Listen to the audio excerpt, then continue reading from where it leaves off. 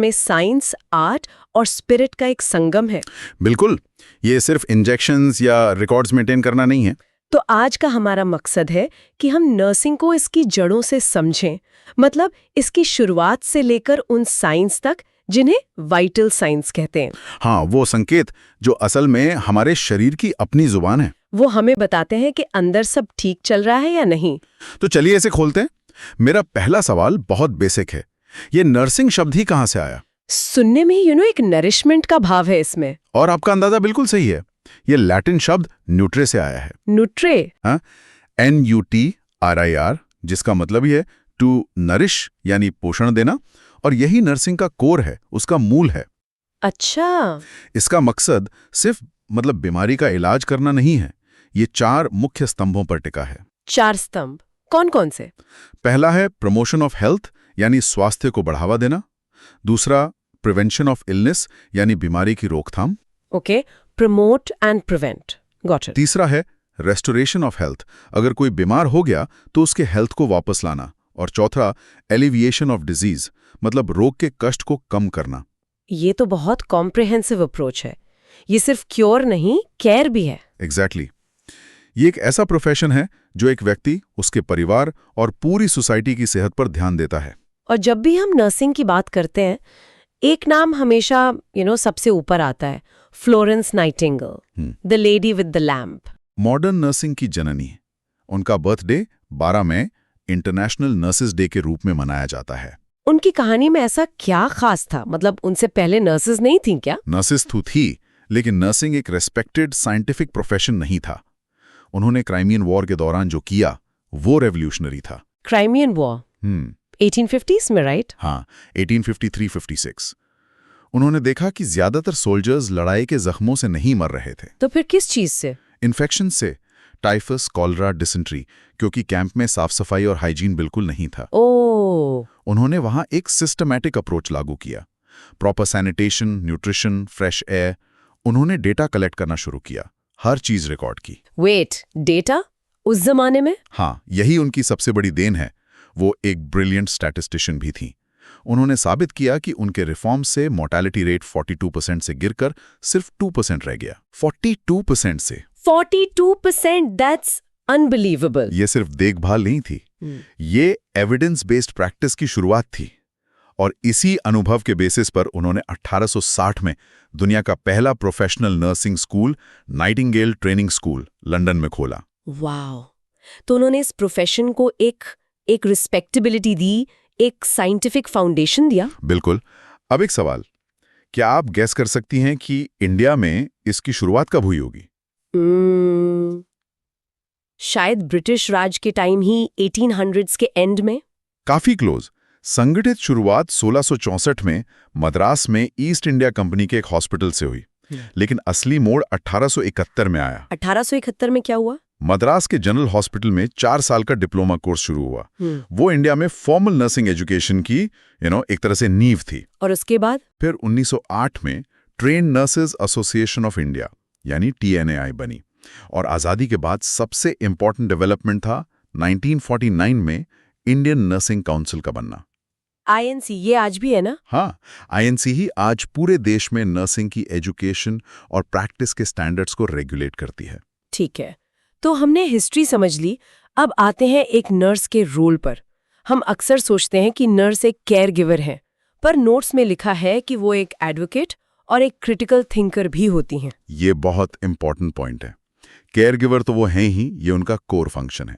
लेकिन सोचिए, एक पेशेंट हॉस्पिटल में है, वल्नरेबल है, राइट। नर्स उसकी एडवोकेट बनती है। ये इंश्योर करती है कि पेशेंट को सही जानकारी मिले, उनके राइट्स का हनन ना हो, उनकी बात सुनी जाए। कई बार डॉक्टर और पेशेंट के बीच कम्युनिकेशन गैप को नर्स ही भरती है। ये तो काफी चैलेंजिंग रोल होगा, स्पेशली एक बिजी हॉस्पिटल सेटिंग में। बहुत। और फिर आता है क्रिटिकल थिंकिंग। मान लीजिए किसी पेशेंट का ब्लड प्रेशर अचानक गिरने लगता है। ओके। तो नर्स को सिर्फ डॉक्टर को बुलाना नहीं होता, उस दौरान पेशेंट को स्टेबल रखने के लिए फॉर एग्जांपल IV फ्लूइड्स को एडजस्ट करना, पेशेंट की पोजीशन चेंज करना, ये सब क्विक डिसीजंस लेने पड़ते हैं। यही क्रिटिकल थिंकिंग है। मतलब उन्हें प्रॉब्लम को एंटिसिपेट भी करना होता है और रिएक्ट भी करना होता है। एकदम। और इन सब के ऊपर वो एक टीचर भी हैं। पेशेंट और फैमिली को उनकी कंडीशन के बारे में, दवाइयों के बारे में, घर पर कैसे ख्याल रखना है, ये सब एजुकेट करती हैं। So caregiver, advocate, critical thinker, teacher, ये तो काफी सारे रोल्स हो गए। सो चलिए इस पार्ट को रिकैप करते हैं। हमने देखा कि नर्सिंग न्यूट्रे से आया है, फिर हमने फ्लोरेंस नाइटिंगेल के बारे में जाना। और इंडिया में इसकी हिस्ट्री, टीएनआई और आईएनसी के रोल को समझा। एग्जैक्टली। चलिए अब प्रैक्टिस करते हैं। Try saying this. A nurse is a caregiver, an advocate, a critical thinker and a teacher. Okay, so a nurse is a caregiver, an advocate, a critical thinker, and a teacher. Perfect. छोटा सा recap. Nursing is not just a task, it's a multifaceted professional role. बिल्कुल। और Florence Nightingale ने जिस चीज पर सबसे ज्यादा जोर दिया था, वो था ऑब्जर्वेशन और डेटा। हाँ, उनका 42% से 2% वाला डेटा। वही। और ये एक परफेक्ट सेगवे है हमारे अगले टॉपिक पर। वो डेटा जो नर्सेज आज भी हर मिनट हर सेकंड कलेक्ट करती हैं। आप बात कर रहे हैं वाइटल साइंस की। एग्जैक्टली। वाइटल साइंस, शरीर के वो आंकड़े जो चुपचाप अपनी कहानी कहते हैं। इन्हें कार्डिनल साइंस भी कहते हैं, है ना?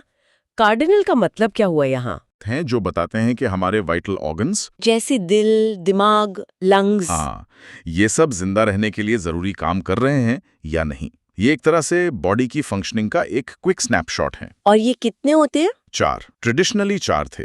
टेम्परेचर, पल्स, रेस्पिरेशन और ब्लड प्रेशर। लेकिन अब 5वां भी यूनिवर्सली एक्सेप्ट हो गया है। 5वां? वो कौन सा है? पेन, दर्द। पेन। ये तो एक फीलिंग है। इसे वाइटल साइन क्यों मानते हैं? इस पर हम आगे बात करेंगे। ये काफी इंटरेस्टिंग लग रहा है। जरूर। लेकिन पहले शुरू करते हैं सबसे कॉमन वाले से, टेम्परेचर। टेम्परेचर, हाँ, 98.6 डिग्रीज फ़ारेनहाइट। ये ये तो जैसे एक मैजिक नंबर है। मेरे लिए तो अगर थर्मोमीटर 99 भी दिखाए तो थोड़ी घबराहट होने लगती है। और ये एक बहुत बड़ा मिथ है। 98.6 डिग्री फ़ारेनहाइट एक एवरेज है, कोई पत्थर की लकीर नहीं। रियली? हाँ, तो मेरा नॉर्मल टेम्परेचर 98.2 हो सकता है और किसी और का 98.8? बिल्कुल। दिन के टाइम के हिसाब से भी ये बदलता है। सुबह थोड़ा कम होता है, शाम को थोड़ा ज्यादा। असल में ये बॉडी में हीट प्रोडक्शन यानी थर्मोजेनेसिस थर्मोजेनेसिस मतलब हीट का जनरेशन। और हीट लॉस यानी थर्मोलिसिस के बीच का एक नाजुक बैलेंस है। और इस बैलेंस को कंट्रोल कौन करता है? हमारे ब्रेन में एक मास्टर कंट्रोलर बैठा है, एक छोटा सा हिस्सा जिसे हाइपोथैलेमस कहते हैं। ये बॉडी के थर्मोस्टैट की तरह काम करता है। अच्छा, तो जब हमें ठंड लगती है और हम कांपने लगते हैं, वो हाइपोथैलेमस का सिग्नल है। एग्जैक्टली। शिवरिंग से मसल्स तेजी से कंट्रैक्ट रिलैक्स करती हैं, जिससे हीट पैदा होती है। ये थर्मोजेनेसिस का एक एग्जाम्पल है। इसके अलावा हमारा मेटाबॉलिज्म, एक्सरसाइज, ये सब हीट प्रोड्यूस करते हैं। ठीक है, हीट प्रोडक्शन समझ आ गया, पर ये हीट बॉडी से बाहर कैसे निकलती है? थर्मोलिसिस कैसे होता है? इसके 4 मुख्य तरीके हैं और सबसे ज्यादा लगभग 60% रेडिएशन से निकलता है। रेडिएशन जैसे माइक्रोवेव में होता है? नहीं, यहां रेडिएशन का मतलब है बिना किसी चीज को छुए अपनी हीट आसपास के एनवायरनमेंट में छोड़ना। जैसे आग से दूर बैठे भी गर्मी फील होती है। Got it. तो 60% रेडिएशन से, बाकी 40%? उसमें से 22% इवेपोरेशन से, यानी पसीने का सूखना। जब पसीना सूखता है, वो बॉडी की हीट लेकर इवेपोरेट होता है, जिससे कूलिंग इफेक्ट मिलता है। इसीलिए गर्मी में पसीना आना जरूरी है। बिल्कुल। फिर है कन्वेक्शन, जिससे 15% हीट लॉस होती है। ये हवा या पानी के बहाव से होता है। जैसे पंखे के नीचे बैठना। Perfect example. पंखा आपको सीधे ठंडा नहीं करता, वो आपके शरीर के आसपास की गर्म हवा को हटाकर ठंडी हवा लाता है, जिससे हीट लॉस तेजी से होता है। वाओ, ये मैंने कभी ऐसे नहीं सोचा था। और आखिरी वाला? आखिरी और सबसे कम 3% है कंडक्शन, यानी किसी ठंडी चीज को डायरेक्टली छूने से, जैसे ठंडे फर्श पर पैर रखना। ओके, सो रेडिएशन, इवेपोरेशन, कन्वेक्शन, कंडक्शन। अब प्रैक्टिस करते हैं। So pause and practice saying the 4 methods of heat loss. Good idea. और जब ये बैलेंस बिगड़ता है, जब हीट प्रोडक्शन हीट लॉस से ज्यादा हो जाता है, तब हमें बुखार होता है, जिसे मेडिकल टर्म्स में पायरेक्सिया कहते हैं। करेक्ट। बुखार के भी अलग अलग पैटर्न्स होते हैं, जैसे कांस्टेंट फीवर, जिसमें टेम्परेचर दिन भर बढ़ा रहता है, 24 घंटे में 1-2 डिग्री से ज्यादा नहीं गिरता। ओके। फिर है रिमिटेंट फीवर, इसमें टेम्परेचर दिन भर ऊपर नीचे होता है, लेकिन कभी नॉर्मल तक नहीं आता। और एक इंटरमिटेंट फीवर भी होता है ना? हाँ, इंटरमिटेंट फीवर में टेम्परेचर बढ़ता है, हाई जाता है और फिर नॉर्मल या सब नॉर्मल लेवल पर आ जाता है। यह साइकिल रिपीट होता है। मलेरिया इसका क्लासिक एग्जाम्पल है। अच्छा, इसीलिए मलेरिया में ठंड लगकर बुखार चढ़ता है और फिर पसीना आकर उतर जाता है। एकदम सही। अब एक बहुत ही इंटरेस्टिंग फैक्ट, शरीर का टेम्परेचर सिर्फ 1 डिग्री सेल्सियस बढ़ने पर हाँ, ये नोट्स में था। ऑक्सीजन की खपत 13% तक बढ़ जाती है। सोचिए इसका मतलब क्या है? मतलब अगर किसी को तेज बुखार है तो उसकी बॉडी अंदर से एक मैराथन दौड़ रही है, भले ही वो बेड पर लेटा हो। एग्जैक्टली उसका हार्ट, उसके लंग्स, सबको ज्यादा काम करना पड़ रहा है। हाँ। इसीलिए तेज बुखार में थकावट और सांस चढ़ने जैसा फील होता है। ये तो पूरा कॉन्सेप्ट ही क्लियर हो गया। So a quick recap, temperature is a balance between thermogenesis and thermolysis controlled by the hypothalamus. और फीवर सिर्फ एक नंबर नहीं, बॉडी के बढ़े हुए मेटाबॉलिक रेट का साइन है। Perfect summary. तो बॉडी का इंटरनल एनवायरनमेंट यानी टेम्परेचर हमने समझ लिया। अब इस एनवायरनमेंट में सर्कुलेशन ठीक से हो रहा है या नहीं, ये कैसे पता चलेगा? शायद पल्स से। हाँ। क्या बढ़िया कनेक्शन बनाया है। बिल्कुल।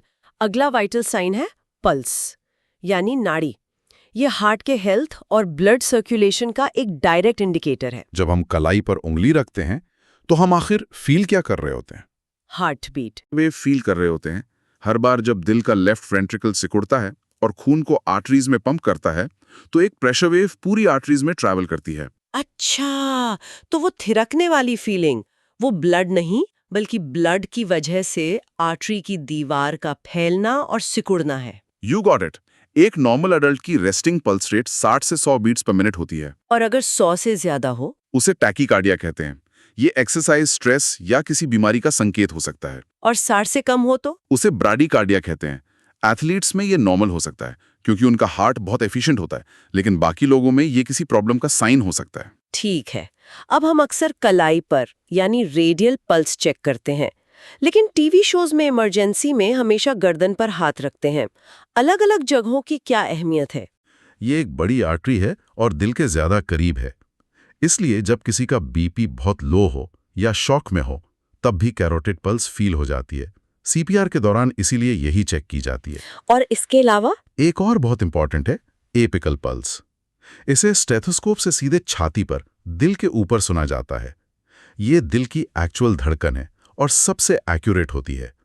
कुछ दवाइयां देने से पहले एपिकल पल्स चेक करना जरूरी होता है। अच्छा, एक और सवाल जो दिमाग में आ रहा है, आजकल जो स्मार्ट वॉचेस हैं, फिटनेस बैंड्स हैं, वो भी पल्स रेट दिखाती हैं।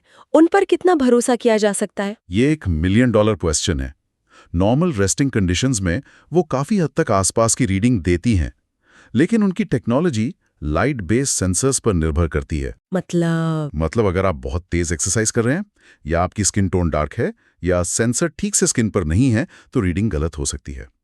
इरेगुलर हार्ट रिदम यानी अरिथमिया को पकड़ने में भी वो इतनी रिलायबल नहीं है। तो मेडिकल डिसीजंस के लिए उन पर डिपेंड नहीं करना चाहिए? बिल्कुल नहीं। क्लिनिकल डिसीजंस के लिए हमेशा मैनुअल चेक या प्रॉपर मेडिकल ग्रेड मॉनिटर ही यूज करना चाहिए। So let's practice this. Repeat after me. For clinical decisions, always rely on manual pulse check or a medical monitor. Okay? For clinical decisions, always rely on manual pulse check or a medical monitor. Mini recap.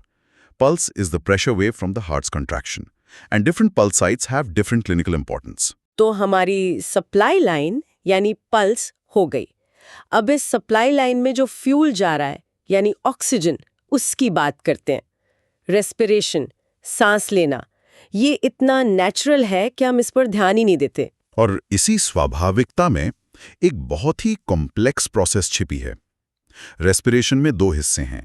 एक है ventilation. Ventilation मतलब? हवा का आना जाना। हाँ, हवा का लंग्स के अंदर बाहर जाना। और दूसरा है परफ्यूजन, यानी उसी वक्त खून का लंग्स तक पहुंचना ताकि गैस का एक्सचेंज हो सके, ऑक्सीजन खून में आ सके और कार्बन डाइऑक्साइड बाहर जा सके।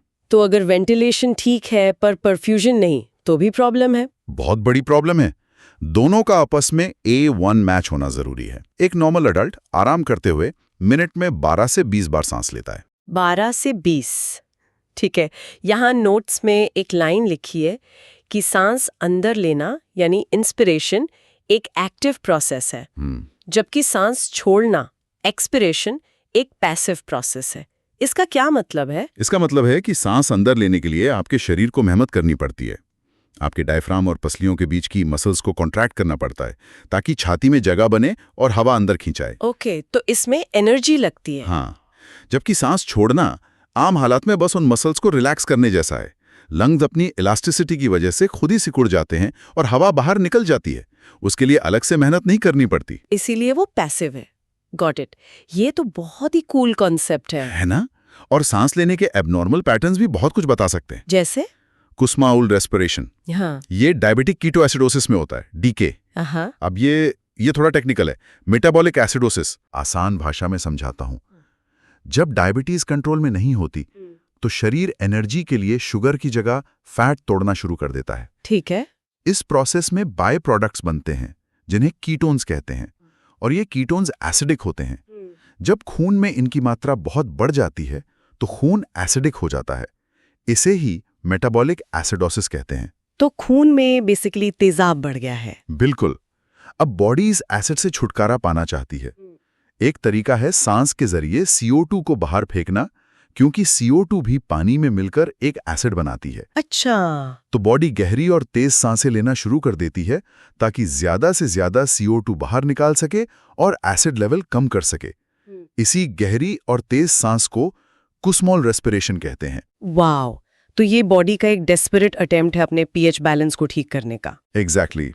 इसी तरह चेन स्टोक्स रेस्पिरेशन है, जिसमें सांस की गहराई धीरे धीरे बढ़ती है, फिर कम होती है और फिर कुछ सेकंड के लिए रुक जाती है। ये साइकिल चलता रहता है। और ये कहाँ देखा जाता है? ये अक्सर हार्ट फेलियर या स्ट्रोक जैसी न्यूरोलॉजिकल कंडीशंस का संकेत हो सकता है। ये बताता है कि ब्रेन का रेस्पिरेटरी सेंटर ठीक से काम नहीं कर रहा। तो एक नर्स या डॉक्टर सिर्फ ये नहीं गिनते कि पेशेंट कितनी बार सांस ले रहा है, बल्कि ये भी देखते हैं कि कैसे ले रहा है। The pattern matters. The pattern matters a lot. चलिए इसको प्रैक्टिस करते हैं। Practice saying this. Kussmaul respiration is deep, rapid breathing seen in diabetic ketoacidosis. Okay, Kussmaul respiration is deep, rapid breathing seen in diabetic ketoacidosis. Mini recap. Respiration isn't just about rate. The process involves ventilation and perfusion, and abnormal patterns can indicate serious underlying diseases. Excellent. चलिए अब आते हैं blood pressure पर। ये दो numbers 120/80 हम सब ने सुने हैं। इसका आखिर मतलब क्या है? अगर हम दिल को एक पानी के पंप की तरह सोचें, okay, heart is a pump. तो जब पंप पूरे जोर से पानी को पाइप में धकेलता है तो पाइप के अंदर प्रेशर सबसे ज्यादा होता है। हाँ, वो है ऊपर वाला नंबर, सिस्टोलिक प्रेशर। ये वो प्रेशर है जब दिल धड़कता है यानी कॉन्ट्रैक्ट करता है और खून को बाहर पंप करता है। ठीक है। So systolic is the peak pressure और नीचे वाला 80। जब पंप दोबारा भरने के लिए आराम करता है तो भी पाइप में कुछ प्रेशर बना रहता है ना। हाँ, पानी तो अभी भी है पाइप में। वो है नीचे वाला नंबर, डायस्टोलिक प्रेशर। ये वो प्रेशर है जब दिल धड़कनों के बीच आराम करता है यानी रिलैक्स करता है। ये अब तक की सबसे अच्छी एनालॉजी है ब्लड प्रेशर को समझने के लिए। एकदम परफेक्ट। शुक्रिया। और जैसे पाइप में अगर काई जम जाए या पाइप सकरा हो जाए तो प्रेशर बढ़ जाता है, वैसे ही हमारी आर्टरीज के सख्त या संकरा होने से ब्लड प्रेशर बढ़ता है। तो बीपी नापते वक्त सबसे कॉमन गलती क्या होती है? मैंने सुना है कि कफ का साइज बहुत मायने रखता है। ये सबसे जरूरी और सबसे ज्यादा नजरअंदाज की जाने वाली बात है। ये एक क्रिटिकल एरर हो सकता है। इतना सीरियस? कैसे? सोचिए, एक बहुत मोटे हाथ वाले आदमी पर आपने नॉर्मल या छोटा कफ लगा दिया। हाँ? कफ पूरे हाथ को ठीक से दबा नहीं पाएगा, तो आपको आर्टरी को बंद करने के लिए कफ में ज्यादा हवा भरनी पड़ेगी। हाँ? और मशीन इसको पढ़ेगी हाई ब्लड प्रेशर। हाँ? रीडिंग असल से कहीं ज्यादा आएगी। Oh no! तो उस इंसान को गलती से हाई बीपी की दवा दी जा सकती है। एग्जैक्टली। और इसका उल्टा सोचिए, एक पतले हाथ वाले बच्चे पर आपने अडल्ट कफ लगा दिया तो कफ बहुत जल्दी आर्टरी को बंद कर देगा, रीडिंग कम आएगी। और हो सकता है कि उस बच्चे का असली हाई बीपी पकड़ा ही ना जाए। ये तो काफी गंभीर है। तो इसका सही तरीका क्या है? कोई रूल है? हाँ, रूल ये है कि कफ की चौड़ाई यानी विड्थ हाथ की परिधि यानी सर्कमफ्रेंस का 40% होनी चाहिए, और कफ के अंदर जो रबर ब्लैडर होता है उसकी लंबाई हाथ का 80% हिस्सा घेरनी चाहिए। 40% width and 80% length. ये याद रखना होगा. So let's practice this. Say it with me. The BP cuff width should be 40% of the arm circumference, and the bladder length should encircle 80%. Perfect? छोटा सा recap. Blood pressure measures systolic and diastolic pressures, or using the wrong cuff size can lead to a major diagnostic error. Right. अब आते हैं आखिरी और शायद सबसे complex vital sign पर, पेन, दर्द. हमने अब तक उन चीजों की बात की जिन्हें मापा जा सकता है नंबर्स में. दर्द तो एक एहसास है, एक फीलिंग. इसे वाइटल साइन क्यों माना जाता है? इसे वाइटल साइन इसलिए माना जाता है क्योंकि दर्द बॉडी का अलार्म सिस्टम है. ये बताता है कि कहीं कुछ गड़बड़ है, टिश्यू डैमेज हो रहा है. और ये पूरी तरह से, और इस शब्द पर ध्यान दीजिएगा, सब्जेक्टिव है. सब्जेक्टिव मतलब ये व्यक्ति पर निर्भर करता है. इसका मतलब है अगर कोई कहता है कि उसे दर्द हो रहा है तो आपको उसकी बात माननी होगी. आप उसे किसी मशीन से कंफर्म नहीं कर सकते. दर्द वही है जो पेशेंट कहता है कि वो है. It exists whenever the patient says it exists. ये तो हेल्थ प्रोफेशनल्स के लिए एक चैलेंज होगा. अगर आप उसे क्वांटिफाई नहीं कर सकते तो आप उसे मैनेज कैसे करेंगे? कैसे पता चलेगा कि दवा काम कर रही है या नहीं? आपने बिल्कुल सही नस पकड़ी है. और इसी चैलेंज को दूर करने के लिए कुछ बहुत ही स्मार्ट स्केल्स बनाए गए हैं. स्केल्स? हाँ, जैसे छोटे बच्चों के लिए जो बोलकर नहीं बता सकते. एक स्केल है जिसका नाम है Wong Baker faces pain rating scale. Faces scale, उसमें क्या होता है? इसमें 6 चेहरे बने होते हैं. पहला चेहरा मुस्कुराता हुआ होता है, जिसका मतलब है कोई दर्द नहीं. और आखिरी चेहरा बहुत जोर से रोता हुआ होता है, जिसका मतलब है सबसे बुरा दर्द. अच्छा, तो बच्चा बस चेहरे की तरफ इशारा कर देता है जो उसके एहसास से मैच खाता है. एग्जैक्टली. ये भाषा की दीवार को तोड़ देता है. एक बच्चा जो बोल नहीं सकता वो भी इशारे से बता सकता है कि उसे कितनी तकलीफ है. ये वाकई कमाल है. ये तो ब्रिलियंट है. और बड़ों के लिए? बड़ों के लिए या 8 साल से बड़े बच्चों के लिए न्यूमेरिकल पेन स्केल इस्तेमाल होती है.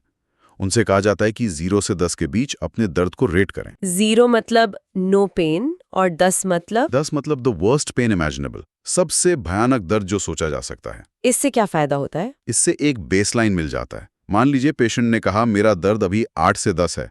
आपने उसे पेन किलर दी. 1 घंटे बाद आपने फिर पूछा और उसने कहा अब 4 से 10 है. तो आपको पता चल गया कि ट्रीटमेंट काम कर रहा है. आप उसकी इफेक्टिवनेस को ट्रैक कर सकते हैं. बिल्कुल. दर्द को वाइटल साइन मानने से ये इंश्योर हुआ है कि पेशेंट की तकलीफ को सीरियसली लिया जाए और उसे A1 मैनेज किया जाए. It made pain visible. That's a powerful statement. It made pain visible. Practice time. Let's say this. Pain is subjective and we use scales like the FACES scale and numerical scale to measure it. Perfect. और इसका mini recap ये है, pain is the 5th vital sign because it's the body's alarm system and even though it's subjective it can and should be assessed systematically. Wow. तो आज हमने 10 की दुनिया की एक झलक देखी, फ्लोरेंस नाइटिंगेल की विरासत से, जो कहती थीं कि ऑब्जर्वेशन सबसे जरूरी है. ऑब्जर्वेशन से लेकर इन 5 वाइटल साइंस तक, जो असल में उसी ऑब्जर्वेशन का एक साइंटिफिक और सिस्टमैटिक रूप है. ये सिर्फ डेटा और नंबर्स नहीं है, ये इंसानी सेहत की भाषा है. एकदम. और ये दिखाता है कि नर्सिंग कैसे साइंस की A1 एक्यूरेसी को देखभाल की कला यानी आर्ट ऑफ केयरिंग और एम्पैथी यानी सहानुभूति की भावना के साथ जोड़ती है. एक नर्स के लिए ये समझना कि एक बढ़ा हुआ पल्स रेट या एक खास तरह का सांस लेने का पैटर्न क्या संकेत दे रहा है, किसी की जान बचाने की कुंजी हो सकता है. ये काम सिर्फ मशीनें नहीं कर सकती. इसके लिए एक ट्रेन्ड इंसान की समझ, उसका क्रिटिकल थिंकिंग, उसका अनुभव चाहिए. बिल्कुल. तो चलिए इस पूरी चर्चा को एक फाइनल रिकैप में समेट लेते हैं. जरूर. ब्रॉड माइक्रो थीम था the foundations of nursing and the language of the body. जी. इसमें हमने सबसे पहले नर्सिंग के कोर प्रिंसिपल्स और उसकी हिस्ट्री को समझा, खासकर फ्लोरेंस नाइटिंगेल के योगदान को. बिल्कुल. फिर हमने वाइटल साइंस के कॉन्सेप्ट को एक्सप्लोर किया, जिनको कार्डिनल साइंस भी कहते हैं. हमने जाना कि ये 5 होते हैं: temperature, pulse, respiration, blood pressure and pain. हमने हर साइन के पीछे की साइंस को देखा, जैसे टेम्परेचर में थर्मोजेनेसिस और थर्मोलाइसिस का बैलेंस, पल्स में प्रेशर वेव का कॉन्सेप्ट, रेस्पिरेशन में कुस्मॉल ब्रीदिंग जैसे पैटर्न्स और ब्लड प्रेशर में कफ साइज की इंपॉर्टेंस. और आखिर में हमने पेन को 5th वाइटल साइन के रूप में उसकी अहमियत और उसे मापने के तरीकों को समझा. बिल्कुल. अब हमारे लिसनर्स के लिए 6 शॉर्ट कंटेंट प्रोब्स.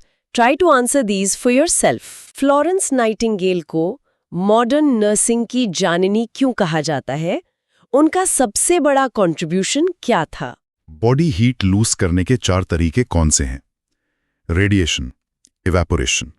बाकी 2 कौन से थे? एक पेशेंट शॉक में है, आप उसकी पल्स रेडियल आर्टरी पर चेक करेंगे या कैरोटिड पर, और क्यों? कुस्मॉल रेस्पिरेशन क्या है और ये किस मेडिकल कंडीशन में देखा जाता है? अगर आप एक मोटे हाथ वाले पेशेंट पर छोटा बीपी का फ्यूज करते हैं तो रीडिंग पर क्या असर पड़ेगा? हाई आएगी या लो? एंड नंबर 6, एक 5 साल के बच्चे के पेन को असेस करने के लिए आप कौन सा पेन स्केल यूज करेंगे? ये तो एक ग्रेट एक्सरसाइज है कॉन्सेप्ट्स को पक्का करने के लिए। और जाते जाते एक चैलेंज, हाँ, एक सिंपल सा चैलेंज। अगली बार जब आप किसी से मिलें जो हेल्थ केयर में हो, उनसे उनके दिन के सबसे चैलेंजिंग केस के बारे में पूछें। देखें ये कॉन्सेप्ट्स रियल लाइफ में कैसे अप्लाई होते हैं। परफेक्ट। और आखिरी सवाल सबके लिए सोचने के लिए छोड़ जाते हैं। आज के दौर में जब टेक्नोलॉजी और एआई हेल्थ केयर में इतनी तेजी से आ रहे हैं, तो क्या नर्सिंग की कला और भावना वाला पहलू, यानी वो ह्यूमन टच, और भी ज्यादा महत्वपूर्ण हो जाएगा या उसकी जरूरत कम हो जाएगी? इस पर सोचना जरूरी है। इसी सवाल के साथ आज के लिए बस इतना ही। अगर आपको ये चर्चा पसंद आई तो चैनल को सब्सक्राइब करना, लाइक करना और नोटिफिकेशन बेल ऑन करना ना भूलें। आपके कमेंट्स का हमें इंतजार रहेगा। अगली बार मिलेंगे एक और गहरी चर्चा के साथ। नमस्ते।